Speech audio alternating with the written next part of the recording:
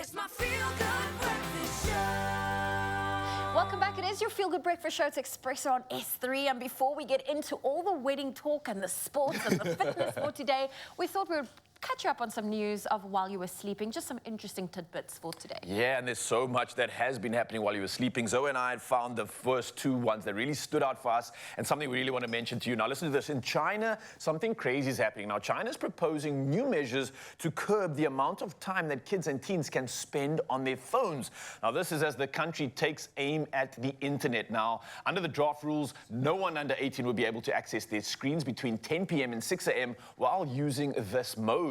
Now, on top of this, children also under the age of 8 would be able to use their phones for only 40 minutes a day, while those between 8 and 16 would get an hour of screen time. Now, this is insane because there's so many rules on top of this. Teenagers over 16 and under 18 are allowed 2 hours. So there's a sort of like I wouldn't say a hierarchy system, but this is crazy. What do you think? I personally love it. I mean, I grew up without a cell phone and I had the best childhood. Agreed. Kids under the age of 8 have phones? I'm also shocked by that. I was like, what are they doing on their phones or with their phones? Are they just like, hey man, you done your homework from last night? Like, what do you talk about at that age even? I remember having to use my mom's phone to send a friend an SMS. And I was like, no, you know what? I love that they are actually being proactive with that. I think for a lot of parents, there is nothing wrong with screen time. I think you just need to see how your kid reacts to screen time. I think a lot of my friends who have noticed when their kid has too much screen time, it affects their sleep, it affects their behavior at home. So they've even started implementing limiting the screen time, and it's also limited the tantrums being thrown.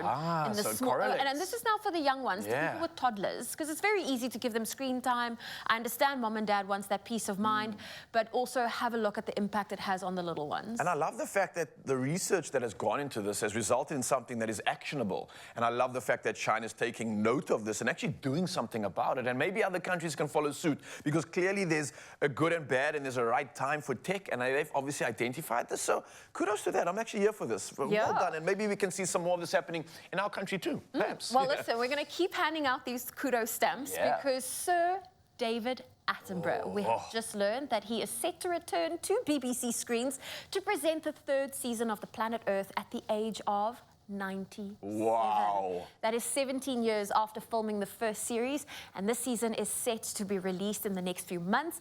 It has been nearly a 5-year in the making process. It was commissioned in 2019, but because of the pandemic, it had been delayed. So this is obviously something that's going to be magical. Oh, it truly is. And if you think about the fact that David, he really is in his latter years. We don't know how much more of him we're going to get. So cherish these moments, Mzansi, especially for Nature Boy, someone like me. Every time I watch the series, every time I watch anything that David Attenborough just narrates, it's like you get transported to this magical world. You cannot not listen. You can't not remember the information he shares. And I think kids, adults, everybody, we are absolutely celebrating this. We are here for this. Yes, and listen, age is not just a number, because yes, Sir David Attenborough is returning to work at the age of 97. I love this, that the second man to surface on the moon after Neil Armstrong, Buzz Aldrin, 93, just the other day we announced in the news that he married his former secretary, who's 67. So at the age of 93, the man walked down the aisle.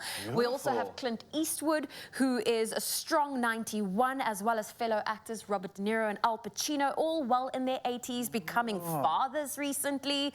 And I love this. I mean, it's just so incredible that no matter how old you are, they are still living life to the fullest. Yeah, I've never feared age this much in my absolute life, but for now, I'm just celebrating the fact that Sir David Attenborough is back on our screens again, making us pay attention to all the magic, all the glitz, all the glam of nature's beauty.